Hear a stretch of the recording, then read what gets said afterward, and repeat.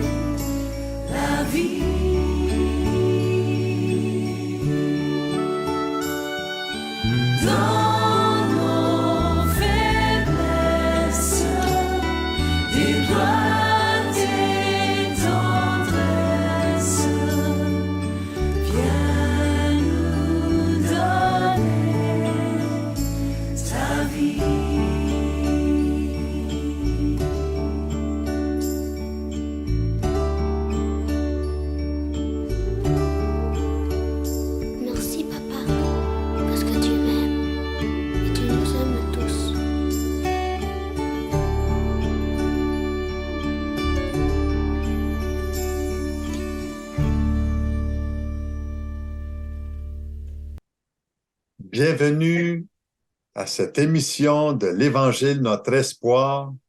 L'Évangile est le plus grand et le plus beau des cadeaux. est le plus merveilleux des messages que quelqu'un peut entendre. Vous savez, il y a assez de puissance dans l'Évangile pour guérir les cœurs qui doutent.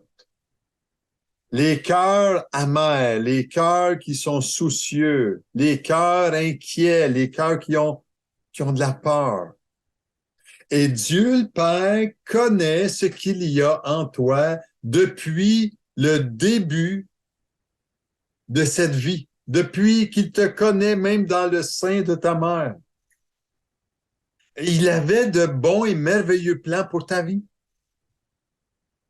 Mais voilà que Dieu n'a pas été le premier dans ta vie. Et Dieu le Père est celui qui est l'architecte de l'amour. Il est l'initiateur, le créateur, et il a mis en toi une dimension de son image que tu as besoin de découvrir. Est-ce que tu aimerais découvrir cette image? Dans les semaines qui viennent, j'aimerais te apporter ces messages sur l'importance du Père. Il te connaît mieux que n'importe qui. Et Dieu le Père a préparé pour toi une vie avec lui, mais une vie sans lui n'a aucun bon sens. Je te pose la question ce matin. Dieu est-il ton Père? J'aimerais lire un texte en débutant ce message dans le prophète, le dernier livre de l'Ancien Testament, qui est Malachie, chapitre 1, que j'aimerais lire un verset avec toi. Il dit ceci. Un fils honore son père et un serviteur son maître. Si je suis père, où est l'honneur qui m'est dû? Si je suis maître, où est la crainte qu'on a de moi? Dit l'Éternel des armées. Vous savez, les personnes religieuses du temps ne reconnaissaient pas Dieu comme étant quelqu'un de près, mais quelqu'un de loin, qui était dur, qui était difficile. Ils ne le connaissaient pas comme quelqu'un qui était proche. Comme le prophète, lui, veut nous le faire entendre ici dans ce verset-là. Mais Jésus, quand il est venu environ 400 ans après ces paroles du prophète Malachie, Jésus a dit à la classe religieuse de l'époque, si Dieu était votre Père, vous m'aimeriez, car c'est de Dieu que je suis sorti et que je viens. Je ne suis pas venu de moi-même, mais c'est lui qui m'a envoyé. Quelle parole extraordinaire que j'aimerais méditer avec vous aujourd'hui dans cet évangile de Jean chapitre 4, verset 42. Croyez-vous que Dieu le Père est digne de notre respect en étant écouté? Est-ce le désir de Dieu le Père de prendre soin des gens de sa famille?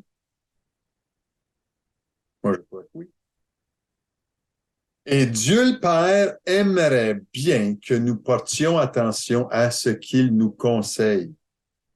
Je crois qu'il y a quelque chose à nous dire à travers ce que je vais vous partager aujourd'hui. Vous savez, tout ce qu'il y a de bon vient de Dieu le Père. Tout ce qu'il fait est bon. Tout ce qu'il dit est vrai. Tout ce qu'il accomplit est toujours pour notre bien. Crois-tu que Dieu le Père mérite le respect? Crois-tu qu'il est digne de confiance?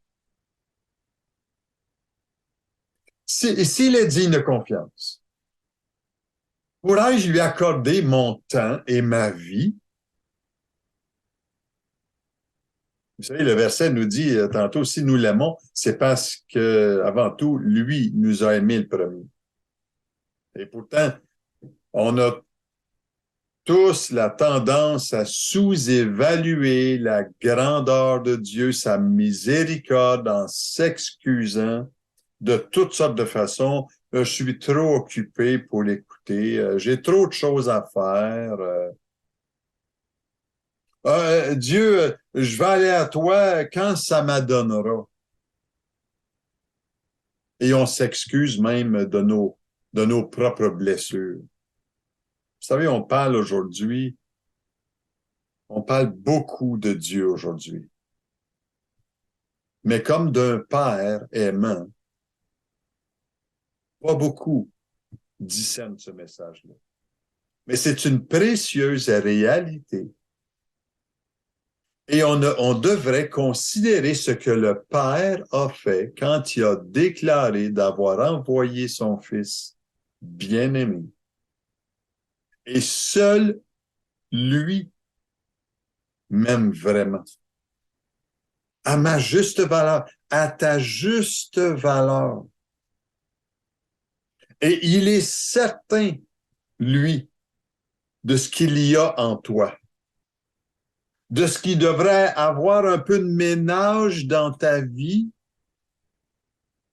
par la lecture des Saintes Écritures, par le pain quotidien dans lequel la parole de Dieu nous instruit.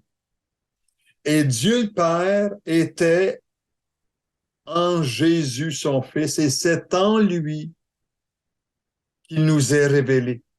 Et si nous renions le Fils, c'est renier le Père aussi. Et Dieu nous a donné le pouvoir de devenir enfants de Dieu par la foi. Alléluia. Et ce pouvoir de devenir enfant de Dieu, c'est qu'il a donné à quiconque croit que Jésus est le Christ, est né de Dieu. Dans 1 Jean 5, 1, c'est ce que ça nous dit. Et Jésus, vous savez, avec la parole que je vous ai partagée tantôt, si Dieu était votre Père, il dit aux personnes religieuses, vous m'aimeriez, car c'est de Dieu que je suis sorti et que je viens. Je ne suis pas venu de moi-même, mais c'est lui qui m'a envoyé. Et vous savez, la doctrine qui dit que Dieu est le Père de tous, le Père universel de tous, c'est en contradiction totale avec l'enseignement de Jésus-Christ. Parce que si Dieu est votre Père, dit Jésus, vous m'aimeriez. Ça veut dire quoi donc? Est-ce que Dieu est le Père de tous? Non. Mais il est le Dieu de la création, par exemple. Et notre amour pour le Fils de Dieu est la preuve que nous avons Dieu pour Père. Mm-hmm. Je vous pose la question ce matin, comment cet amour pour le Fils peut-elle se développer dans ta vie? La première réponse que j'aimerais te dire à cela, c'est en croyant en son Fils Jésus, en croyant en Jésus. Car Dieu a tant aimé le monde qu'il a donné son Fils unique, afin que quiconque croit en lui ne périsse pas, mais qu'il ait la vie éternelle. Jean 3, 16. Jean 3, 18 dit, celui qui croit en lui n'est point jugé, mais celui qui ne croit pas est déjà jugé parce qu'il n'a pas cru au nom du Fils unique de Dieu. Jean chapitre 3, verset 36, qui dit, celui qui croit au Fils a la vie éternelle, celui qui ne croit pas au Fils ne verra point la vie, mais la colère de Dieu demeure sur lui. Ouch! Aïe aïe! Moi, j'ai désiré dans ma vie, à l'âge de 22 ans, de dire, Seigneur, moi, je vais avoir la vie et la vie en abondance. Et le choix que j'ai fait de laisser être Jésus, mon Sauveur et mon Seigneur, a fait en sorte qu'il me ouvrait les horizons de la vie abondante devant moi. Et ça n'a jamais arrêté. Parce que j'ai continué à croire au Fils de Dieu. Et la bonté de Dieu s'est manifestée. Et celui qui croit au Fils a la vie éternelle. Oh Dieu, merci, parce que la vie éternelle, c'est ce qui m'attend de l'autre côté à cause de ce que Jésus a payé sur la croix pour moi. Et il l'a fait pour toi. Il n'en reste qu'à toi de mettre Jésus à être le premier dans ta vie. Jésus lui dit lui-même dans l'Évangile de Jean, chapitre 5, verset 24, en vérité, je vous le dis, celui qui écoute ma parole et qui croit en celui qui m'a envoyé a la vie éternelle et ne vient point en jugement, mais il est passé de la mort à la vie. Et j'aime ça. J'aime ça parce que la parole de Dieu est pleine de vigueur, pleine de ressources inexploitées, bien souvent. Et on ne peut pas prétendre aimer le Père si on n'a pas cru dans notre cœur au Fils de Dieu. Il nous faut une révélation personnelle de ce que Christ a accompli sur la croix. Je te le souhaite à toi. Jésus t'aime, mon ami. Il est celui qui révèle tout du Père. Sans l'exemple de Jésus dans ce monde, on ne pourrait pas voir le Père. Il est venu donner sa vie pour nous. Alléluia. Merci, Seigneur, pour cela. Comment est-ce que cet amour pour le Fils peut se manifester dans ma vie? Quand je reçois sa parole. Jean 8, 47 nous dit, celui qui appartient à Dieu écoute la parole de Dieu. Si vous ne les écoutez pas, c'est parce que vous ne lui appartenez pas. Ça me dit beaucoup, vous savez. Quand que je rencontre des gens qui ont soif de la parole de Dieu, des gens qui méditent la parole de Dieu, ça me dit beaucoup sur l'entretien qu'ils peuvent avoir avec Dieu le Père. Et la vérité a été transmise, vous savez, à travers Jésus. En lui et par lui.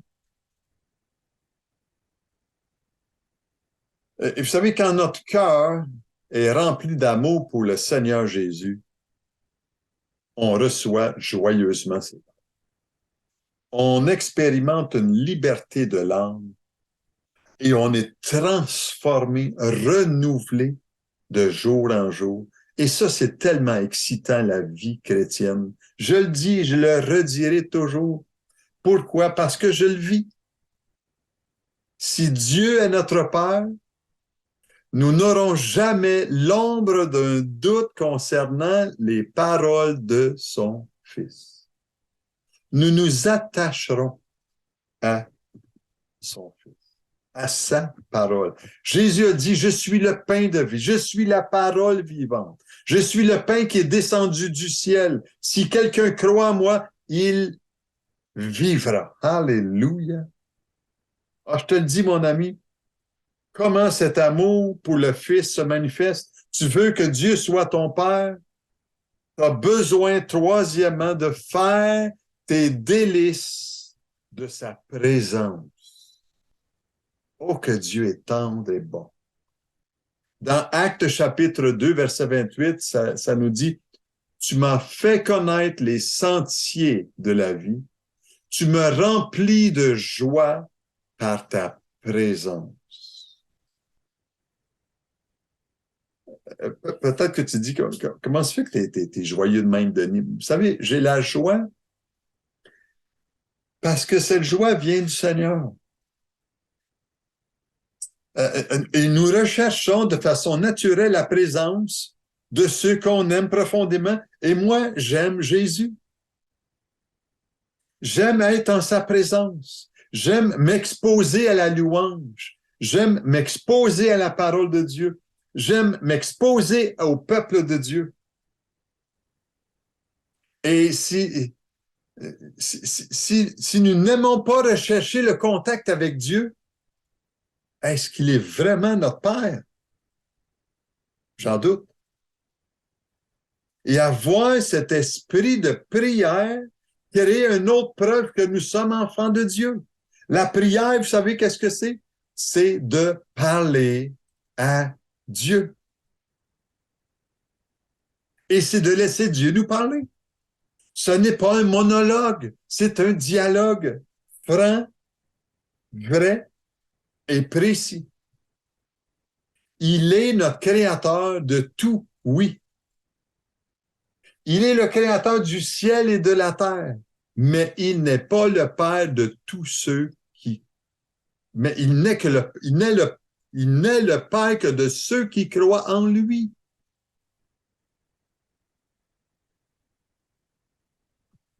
Dans Romains, l'apôtre Paul dit, et vous n'avez point reçu un esprit de servitude pour être encore dans la crainte, mais vous avez reçu un esprit d'adoption par lequel nous crions Abba, Père. C'était le thème du chant que j'ai partagé avec vous tantôt. Dans Romains encore, chapitre 8, verset 16, ça dit, l'Esprit lui-même rend témoignage à notre esprit que nous sommes enfants de Dieu. Je sais à qui j'appartiens. Je sais qui est mon Père, sans l'ombre d'un doute. Et vous savez, l'adoption, quand on parle d'adoption, Abba Père, c'est lui qui nous a adoptés par son esprit. Il a mis en nous cet esprit d'adoption. L'adoption était dans le temps du Nouveau Testament, dans le temps des Grecs et Romains. L'adoption des enfants avait, l'enfant qui était adopté avait les mêmes droits que les enfants nés de parents naturels, y compris même les droits de l'héritage. Dans Galates, ça nous dit, l'apôtre Paul l'exprime ici comme ceci, et parce que vous êtes fils, Dieu a envoyé dans nos cœurs l'esprit de son Fils, lequel crie Abba, Père. Oh, que j'aime ça. Oh, que j'aime ça. C'est merveilleux, c'est révélateur. Mon Père est celui qui m'a adopté. J'avais un père terrestre, vous savez, avec toutes ses qualités, avec tout son désir de prendre soin de sa famille. J'avais un père qui avait un bon désir de prendre soin de ses enfants, avec ses maladresses certainement, avec ses failles certainement, un père qui n'était pas toujours parfait, pas toujours présent non plus. Mais quand j'ai découvert le Père céleste, lui qui me connaissait, il te connaît, mon ami, mieux que quiconque dans ce monde.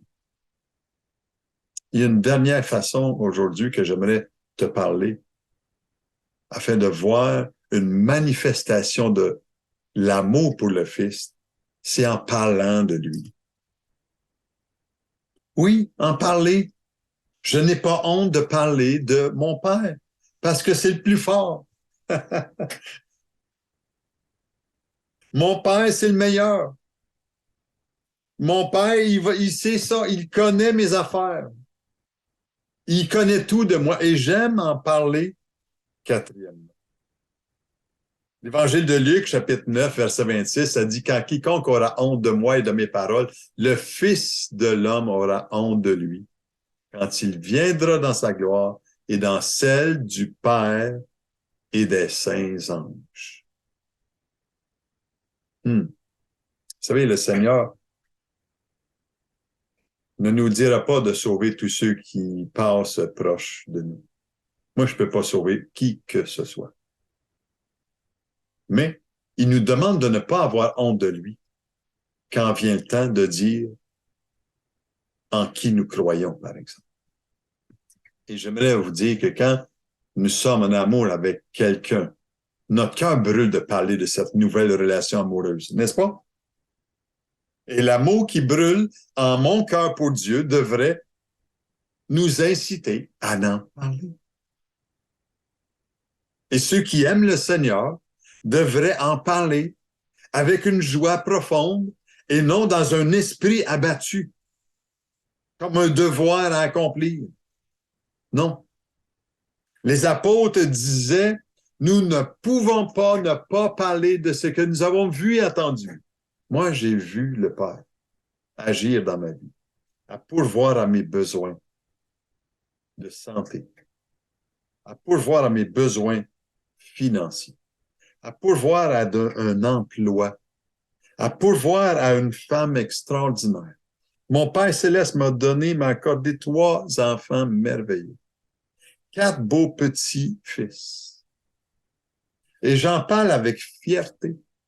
Il m'a donné 2 gendres extraordinaires.